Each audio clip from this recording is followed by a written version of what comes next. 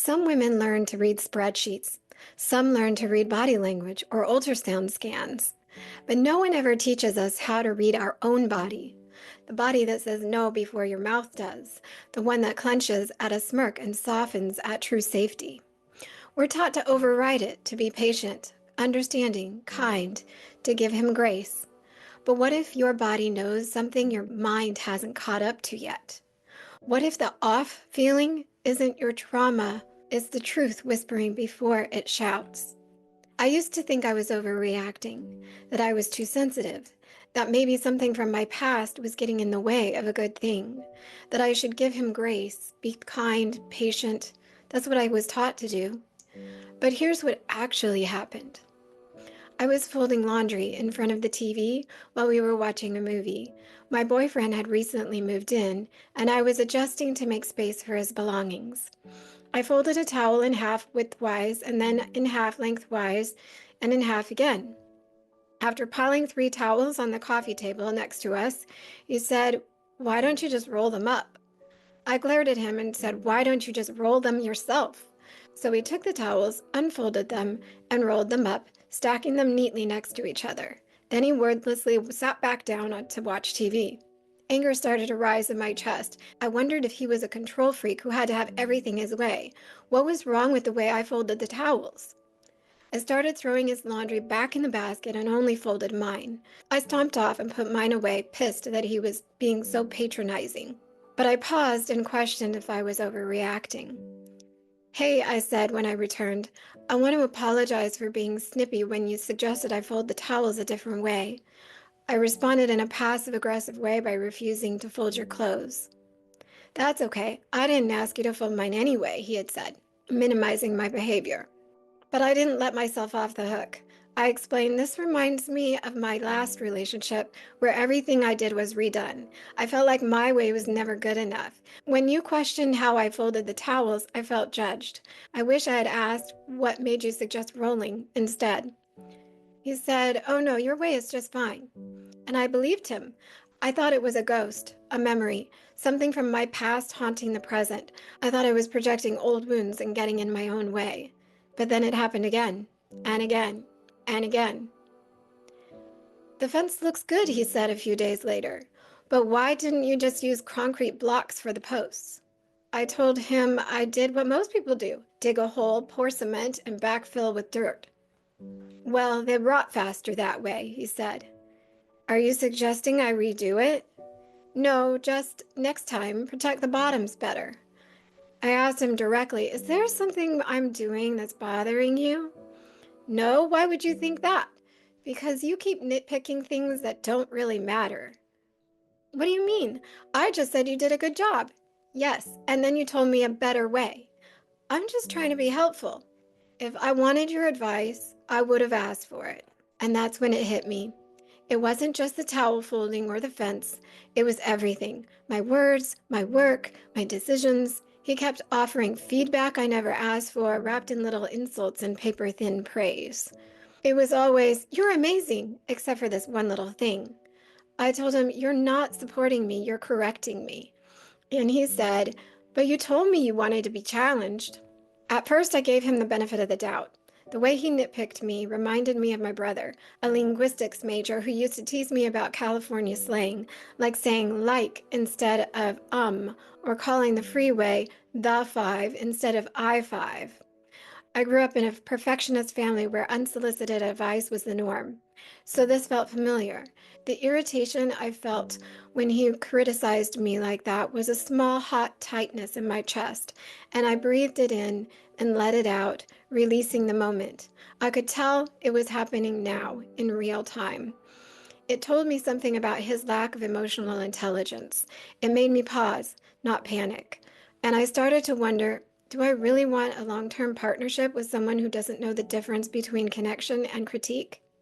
A couple months later, after enough moments like that piled up, I decided this wasn't someone I wanted to build a life with. What I hadn't realized yet was that I wasn't just dealing with emotional immaturity. I was dealing with semantic abuse, twisting my words to justify harm. I meant challenge as in calling me forward, helping me stay aligned with my values. And I've been called forward before. Like my boss told me, she saw I was developing a pattern of showing up late. She said I could either start being on time or add a Saturday shift to make up for it. I remember feeling a flush of embarrassment, but there was no shame, only clarity. Her tone was calm, it was constructive, and it helped me recommit to a value I already held: integrity. Or more recently, when a fellow coach messaged me after I joined her group, she let me know she was cautious about allowing other coaches in. Her words weren't cold or accusing, they were direct and respectful, and I told her how much I admired her clarity. I said I was learning from her and would love to collaborate someday. Her challenge didn't shame me or shut me down. It opened the door to connection and growth, and I felt expansive in my chest and breathed easy and light, hopeful for continued connection. That's what challenge looks like: honest, respectful, empowering. Not baiting, not disguised correction, not control dressed up as concern. But my boyfriend didn't challenge me, he corrected me constantly. And when I resisted, he said, "But you told me you wanted to be challenged." That wasn't challenge, that was competition.